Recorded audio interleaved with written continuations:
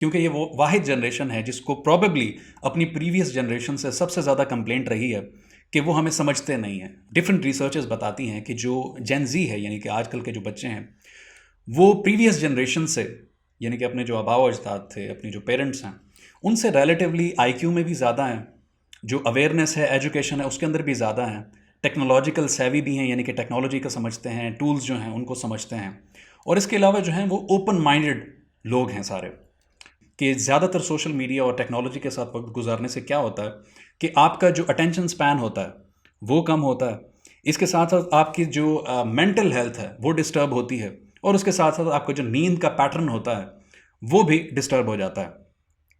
जो जेन जी के बच्चे हैं वो फिजिकल कम्युनिकेशन की जो स्किल्स होती हैं वो लैक करते हैं, यानी कि आई टू आई कांटेक्ट या फिर कॉन्वर्सेशन को आगे बढ़ाना, आगे लेकर चलना, या फिर जो नॉन वर्बल क्यूज होते हैं उनको समझना, इसके अंदर बहुत पीछे देखे गए हैं। कोई इंसान जो है वो सोशल मीडिया के ऊपर अगर कुछ उसके चंद हज़ार लाइक्स आ जाते हैं, वो एक इंस्टेंट ग्रेटिफिकेशन उसको मिलती है कि शायद जो कामयाबी होती है वो बहुत ज़्यादा आसान होती है। इलॉन मस्क को कैंसिल करने की कोशिश की गई, जॉर्डन पीटरसन को करने की कोशिश की गई, जो रोगन को करने की कोशिश की गई। तो इस तरीके से काफ़ी सारी हमारे पास डिफरेंट एग्जांपल्स हैं जो कि कैंसिल कल्चर की, जो कि पहले कभी एग्जिस्ट नहीं करती थी। अस्सलाम वालेकुम, मेरा नाम है मतीन हसनैन, उम्मीद है आप खैरियत से होंगे। आज हम जिस टॉपिक के ऊपर बात करेंगे वो है जेन जी के हवाले से, जिसको जनरेशन जेड भी कहते हैं। यानी कि ऐसे लोग जो कि 1997 और 2012 के पीरियड के दरमियान में कहीं पर पैदा हुए हैं। इसके अंदर मैं भी आता हूँ क्योंकि जो मेरी पैदाइश है वो 1997 की है। इसमें मोस्ट प्रोबेबली आप भी आते होंगे। तो जेन जी के हवाले से जो डिस्कशन है वो हमारी इस तरीके से होगी, जिस तरीके से आपने टाइटल भी पढ़ा है, द डार्क साइड ऑफ जेन जी। तो हम जो जेन जी है उसकी डार्क साइड के ऊपर बात करेंगे, क्योंकि ये वो वाहिद जनरेशन है जिसको प्रॉबेबली अपनी प्रीवियस जनरेशन से सबसे ज़्यादा कंप्लेंट रही है कि वो हमें समझते नहीं हैं, हमारी जो पर्सनैलिटी है वो उनसे काफ़ी डिफरेंट है, वो हमें समझ नहीं पाते। तो ये सबसे ज़्यादा जो कंप्लेंट है प्रॉबेबली वो हमारी जो जेन जी है उसको अपनी प्रीवियस जनरेशन से रही है, जो कि कुछ हद तक बात सही भी है, क्योंकि हमें डिफरेंट रिसर्चेस बताती हैं कि जो जेन जी है यानी कि आजकल के जो बच्चे हैं वो प्रीवियस जनरेशन से यानी कि अपने जो आबाओ अजदाद थे, अपनी जो पेरेंट्स हैं, उनसे रिलेटिवली आईक्यू में भी ज़्यादा हैं, जो अवेयरनेस है, एजुकेशन है, उसके अंदर भी ज़्यादा हैं, टेक्नोलॉजिकल सेवी भी हैं यानी कि टेक्नोलॉजी को समझते हैं, टूल्स जो हैं उनको समझते हैं, और इसके अलावा जो हैं वो ओपन माइंडेड लोग हैं सारे, जो कि प्रीवियस जनरेशन वाले रिलेटिवली इन तमाम स्पेक्ट्रम के अंदर कम थे। तो ये क्रेडिट तो जाता है हमारी जनरेशन जी को, यानी कि जो जेन जी है, या उसके बाद के जो अब बच्चे आ रहे हैं, जनरेशन अल्फ़ा भी जिसको कहते हैं, 2012 के बाद जो बच्चे पैदा हो रहे हैं। लेकिन जहाँ पर जेन जी को ये पॉजिटिव क्रेडिट्स भी जाते हैं, वहीं पर ये भी बात इग्नोर नहीं की जा सकती कि काफ़ी सारे जो नेगेटिव एस्पेक्ट्स हैं वो भी जेन जी के अंदर आए हैं, जो कि पुरानी जनरेशन के अंदर नहीं होते थे। और इसकी अगर हम मेन रीज़न निकालें तो वो टेक्नोलॉजी आती है।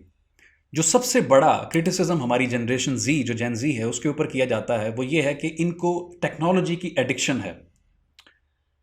अब वो ऐसे क्योंकि इसमें हमारा कोई कसूर भी नहीं है, क्योंकि हमारी जो परवरिश है वो ज़्यादातर इन्हीं गैजेट्स के दरमियान में हुई है, जहाँ पर हमारे पास इर्द गिर्द हमारे फ़ोन हर वक्त रेडिली अवेलेबल होते थे, इंटरनेट हमारे पास हर वक्त होता था, लैपटॉप, और इस तरह की जो टेक्नोलॉजीज़ हैं वो हमारी ज़िंदगी का एक बहुत बड़ा हिस्सा रही हैं। और जो हम हैं वो इसके ऊपर डिपेंड करने लग गए। अब कोई भी चीज़ हमें करनी हो वो हमें इंटरनेट और मोबाइल फ़ोन्स और लैपटॉप्स के थ्रू मिल जाती है, चाहे वो इंटरटेनमेंट हो, चाहे वो आपकी कम्युनिकेशन हो, एक दूसरे को रब्ता करना हो, एक दूसरे से टेक्सटिंग वगैरह, कॉल्स वगैरह, और इसी तरीके से जो वैलिडेशन वगैरह है, यानी कि सोशल मीडिया के ऊपर पोस्ट वगैरह करना, वहाँ से जो इंप्रेशंस आते हैं, वहाँ से इंगेजमेंट जो आती है। तो इस तरीके से हर तरह से जो रिलायंस है वो हमारी जो जेन जी है उसका मोबाइल फ़ोन और इंटरनेट के ऊपर और टेक्नोलॉजी के ऊपर हो गया। अब ये एक लिहाज से अच्छी बात भी है कि सफिशेंट हो गए सारे, लेकिन उसका जो नेगेटिव पॉइंट है वो ये है कि टेक्नोलॉजी के ऊपर रिलाय होने की वजह से लोग अपना ज़्यादातर जो वक्त है वो अब मोबाइल फ़ोन और टेक्नोलॉजी इस्तेमाल करते हुए लगाते हैं, कि सोशल मीडिया के ऊपर स्क्रॉलिंग चल रही है, ऑनलाइन वीडियो गेम्स चल रही हैं। तो जिसकी वजह से ना तो सिर्फ उनका टाइम और एनर्जी का ज़्यादा हो रहा है, बल्कि उसके साथ साथ जो रियल लाइफ इंटरेक्शंस हैं, जो रियल लाइफ उनकी जो है वो इम्पैक्ट हो रही है। अब उसके लिए सबसे पहला तो जो रिसर्चर्स हमें बताती हैं कि ज़्यादातर सोशल मीडिया और टेक्नोलॉजी के साथ वक्त गुजारने से क्या होता है कि आपका जो अटेंशन स्पैन होता है वो कम होता है। इसके साथ साथ आपकी जो मेंटल हेल्थ है वो डिस्टर्ब होती है, और उसके साथ साथ आपका जो नींद का पैटर्न होता है वो भी डिस्टर्ब हो जाता है। तो पहला तो ये नेगेटिव इम्पैक्ट ये रहा। इसके साथ साथ एक और जो बिहेवियरल चेंज देखा गया है जेन जी के हवाले से, वो ये है कि कंटिन्यूस ये सोशल मीडिया के ऊपर एक्टिव रहते हैं, इनकी लाइफ जो है वो ज़्यादातर वहीं पर गुजरती है, तो जिसकी वजह से ये अपने जहन के अंदर एक फेक स्टैंडर्ड बना लेते हैं, क्योंकि सोशल प्रोफाइल जो होती हैं डिफरेंट सेलिब्रिटीज़ को देख के, डिफरेंट लोगों की ज़िंदगी को देख के, वो उन स्टैंडर्ड्स के ऊपर अपने आप को मीट करने की कोशिश करते हैं, और ऑब्वियसली उसके अंदर जब फेल होते हैं तो उनकी जो सेल्फ एस्टीम होती है वो हर्ट होती है, और इस तरीके से उनका जो एहसास कमतरी होती है वो उनके अंदर बढ़ जाती है। तो एक ये भी बिहेवियर चेंज देखा गया है जो कि पहली जनरेशन के अंदर पहले नहीं था।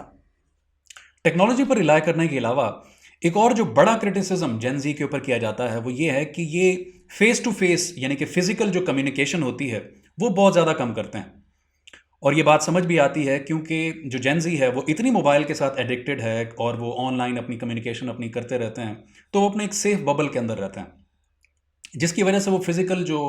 कम्युनिकेशन होती है, आपस में बात करना होता है, दो लोग आपस में बात कर रहे होते हैं, वो बहुत ज़्यादा कम करते हैं और उसको अवॉइड करते हैं। तो क्योंकि कम्युनिकेशन तो प्रैक्टिस से आती है, जब हमारी जेन जी इसके अंदर इन्वॉल्व नहीं होती तो उसके बाद जो आउटकम सामने आया है वो ये देखा गया है कि जो जेन जी के बच्चे हैं, वो जो फिजिकल कम्युनिकेशन की जो स्किल्स होती हैं वो लैक करते हैं, यानी कि आई टू आई कांटेक्ट या फिर कॉन्वर्सेशन को आगे बढ़ाना, आगे लेकर चलना, या फिर जो नॉन वर्बल क्यूज होते हैं उनको समझना, इसके अंदर बहुत पीछे देखे गए हैं। और इससे फिर अल्टीमेटली होता क्या है कि वो जो भी इंसान की ज़िंदगी के अपने जो रिलेशनशिप्स होते हैं या कोई नई दोस्ती यारी बनानी होती है या आपस में जो पहले से रिश्ते होते हैं उनको संभाल के रखना होता है, उनके साथ चलना होता है, तो इसके अंदर वो बहुत ज़्यादा फिर ना डगमगा जाते हैं, उसको अच्छे तरीके से टैकल नहीं कर पाते। साफ सी बात है, जब आप कम्युनिकेट ही नहीं कर सकेंगे तो पुराने रिश्ते तो ख़राब होंगे ही होंगे, जो नए वाले रिश्ते हैं वो भी आप बना नहीं पाएंगे। इसके साथ साथ एक और जो बिहेवियर के अंदर चेंज देखा गया है जेन जी के, वो ये है क्योंकि जेन जी जो है वो अपना ज़्यादातर वक्त सोशल मीडिया, मोबाइल फ़ोन और इस टेक्नोलॉजी के साथ गुजारती है, और सोशल मीडिया के थ्रू जो है वो इंस्टेंट ग्रेटिफिकेशन मिल रही होती है, पोस्ट हो रही होती हैं, कमेंट्स हो रहे होते हैं, लाइक्स मिल रहे होते हैं, इंप्रेशंस आ रहे होते हैं, तो हर कोई एक जो है सेंस ऑफ एंटाइटलमेंट के साथ बड़ा हो रहा है। और इसके अलावा जो है वो इंस्टेंट अचीवमेंट जो है कि लाइक्स वगैरह आ गए, तो ये जो दो बिहेवियर हैं ये बड़े कॉमन देखे गए हैं जेन जी के साथ। और ये वहाँ पे ये चीज़ मसला करती है, जब इंसान प्रैक्टिकल लाइफ के अंदर जाता है तो ये दो बिहेवियर इंसान को बड़ा तंग करते हैं। अगर कोई इंसान एम्प्लॉय बनकर किसी जगह पे जॉब करने जाता है या फिर कुछ भी अपना छोटा मोटा कोई काम करने शुरू करता है, तो वो जल्दी हार मान जाता है क्योंकि उसकी आदत नहीं होती मेहनत करने की और मेहनत से अपनी इज्जत कमाने की, क्योंकि उसकी एक जो फेक सेंस ऑफ एंटाइटलमेंट होती है कि मैं तो ये डिज़र्व करता हूँ, और या फिर जो सोशल मीडिया के अंदर जो एक एल्गोरिदम की जंग है कि कोई इंसान जो है वो सोशल मीडिया के ऊपर अगर कुछ उसके चंद हज़ार लाइक्स आ जाते हैं, वो एक इंस्टेंट ग्रेटिफिकेशन उसको मिलती है कि शायद जो कामयाबी होती है वो बहुत ज़्यादा आसान होती है। तो ये दो एटीट्यूड्स जो होते हैं, जब उनको रियल लाइफ के अंदर ये चीज़ रिजल्ट नहीं देती इस एटीट्यूड के साथ, तो वो साफ सी बात है वो फिर परेशान हो जाते हैं कि ये हमारे साथ हुआ क्या है। तो ये बिहेवियर भी बड़ा जो है वो डेंजरस है, जो कि जेन जी के अंदर देखा गया है, जो पिछली जनरेशन्स के अंदर बिल्कुल नहीं था। और ये सब का सब जो इसका दारोमदार है, जो अगर हम इसकी रीज़न निकालें तो वो टेक्नोलॉजी है, मोबाइल फ़ोन्स हैं और इस तरह की चीज़ें हैं। इसके अलावा एक और जो बुरा बिहेवियर जेन जी के अंदर देखा गया है, जो कि पिछली जनरेशन्स के अंदर बहुत कम था, वो है lack of empathy and acceptance.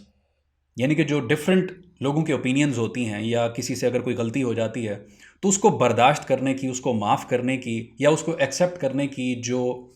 एक एबिलिटी है वो हमारी जेन जी के अंदर बहुत कम हो रही है और वक्त के साथ साथ मज़ीद कम होती जा रही है।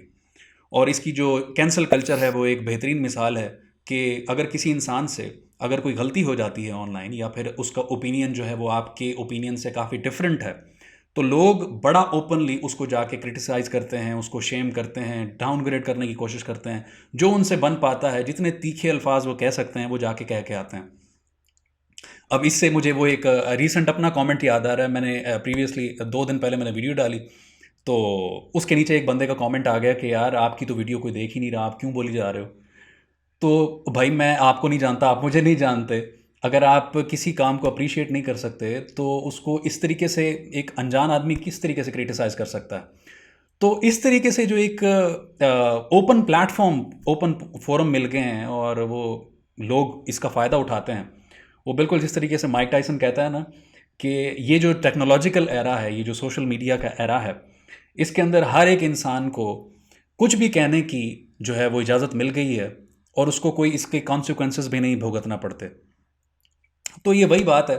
कि और इसकी जो एक और बड़ी अच्छी एग्जांपल है वो कैंसल कल्चर की है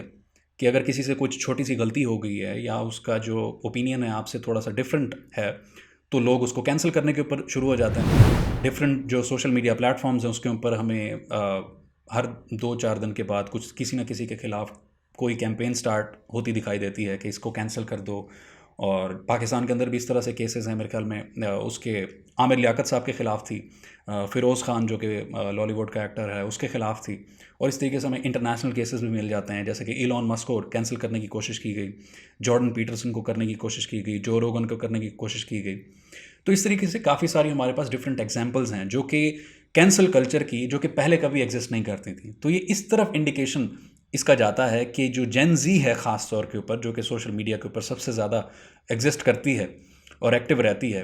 ये अपनी जो एम्पथी है और जो एक्सेप्टेंस की जो एबिलिटी है वो खोती जा रही है और ये दिन ब दिन जो है वो कम होती जा रही है और लोग उतने ही ज़्यादा वक्त के साथ साथ हॉस्टाइल होते जा रहे हैं। तो फाइनली यही कि जहाँ पर हमने पहले डिस्कस किया कि जनरेशन जी जो है वो काफ़ी सारे मामलात में अपनी प्रीवियस जनरेशन से बहुत बेहतर है। जैसे हमने डिस्कस किया कि हमारा जो आईक्यू है वो बेहतर है, हमारी जो अवेयरनेस है, एजुकेशन है वो बेहतर है, हम ज़्यादा ओपन माइंडेड हैं और जो टेक्नोलॉजी का इस्तेमाल है वो हम जानते हैं, जो कि पहली वाली जनरेशन्स नहीं जानती। लेकिन वहीं पर हमें ये भी एडमिट करना पड़ेगा, इसके बारे में सोचना पड़ेगा कि काफ़ी सारे जो बैड बिहेवियर्स हैं वो भी पहली जनरेशन के अंदर नहीं थे, लेकिन हमारी जनरेशन के अंदर वो देखे जा रहे हैं और ये आहिस्ता आहिस्ता मज़ीद वर्स होते जा रहे हैं। तो इस वजह से हमें ये समझना बड़ा ज़रूरी है, क्योंकि जो ज़्यादातर इस तरह के जो इश्यूज़ हैं उसकी जो अगर रूट कॉज देखी जाए तो वो टेक्नोलॉजी है, मोबाइल फ़ोन का इस्तेमाल है। तो जहाँ पर क्योंकि हमारे जो काफ़ी सारे बच्चे हैं जेन ज़ी के वो छोटे हैं, तो वहाँ पर सबसे बड़ी जो रिस्पॉन्सिबिलिटी है वो तो बनती है पेरेंट्स की, टीचर्स की, मेंटोर्स की, जो कि इनको इम्पैक्ट कर सकते हैं, इनको बता सकते हैं, इनको एम्पथी करना सिखा सकते हैं, टेक्नोलॉजी का सही इस्तेमाल सिखा सकते हैं, क्रिटिकल थिंकिंग सिखा सकते हैं कि कैसे जो है वो अपनी ज़िंदगी को आगे लेकर चलना है। क्योंकि ये जो ड्रास्टिक शिफ्ट है टेक्नोलॉजी का, मोबाइल फ़ोन टेक्नोलॉजी का, इस तरीके से जो इंटरनेट वगैरह है, तो ये बड़ों की रिस्पॉन्सिबिलिटी बनती है कि बच्चों को सिखाएं और उनको सही रास्ते की तरफ लेकर आएँ। लेकिन वहीं पर अगर ये रोल अपना पूरा से नहीं निभा सकते तो वहाँ पर जो जेन ज़ी है उनकी अपनी खुद की रिस्पॉन्सिबिलिटी बनती है, क्योंकि अब जो इंटरनेट का दौर है उसके अंदर डाटा आपके पास अवेलेबल है, एजुकेशन आपके पास अवेलेबल है, आप डिफरेंट रिसर्चेस पढ़ सकते हैं और देख सकते हैं, अपने जो बिहेवियर्स हैं उनको एनालाइज कर सकते हैं, प्रीवियस जो जनरेशन्स थी उनके जो बिहेवियर्स के साथ आप कंपैरिजन कर सकते हैं कि कहाँ पर हम उनसे बेहतर हैं, कहाँ हम गलत हैं, कहाँ हमें इम्प्रूवमेंट की ज़रूरत है। तो अगर इन दोनों के ऊपर काम किया गया तो तभी जो हमारी जो जनरेशन जी है उसके जो बैड बिहेवियर्स हमें इस वक्त देखने को मिल रहे हैं, जो कि काफ़ी बुरे साबित हो सकते हैं, क्योंकि यही जो जनरेशन है वो आगे जाकर अपने जो लीडरशिप रोल्स हैं वो दुनिया के संभालेगी, मुल्कों के संभालेगी। तो इस वजह से इनको बड़ा केयरफुली, यानी कि हमें बड़ा केयरफुली देखना पड़ेगा जो जेन ज़ी के लोग हैं कि कौन से जो बिहेवियर्स हैं वो हमें अडॉप्ट करने हैं और कौन से जो बिहेवियर्स हैं बुरे हमारे अंदर आ गए हैं जो कि हमें छोड़ने हैं। Thank you very much. अगर ये वीडियो आपको अच्छी लगी है तो इसे लाइक करें, नीचे कमेंट करें और चैनल को सब्सक्राइब करें। और अगर आप मज़ीद इस तरह की वीडियोस देखना चाहते हैं तो चैनल को एक्सप्लोर करें और अपनी पसंदीदा प्लेलिस्ट को ओपन करें और कंटेंट एंजॉय करें। इसके अलावा मज़ीद अगर आप कोई सजेशन हमें देना चाहते हैं तो ज़रूर हमें कमेंट सेक्शन के अंदर बताएं। Thank you very much.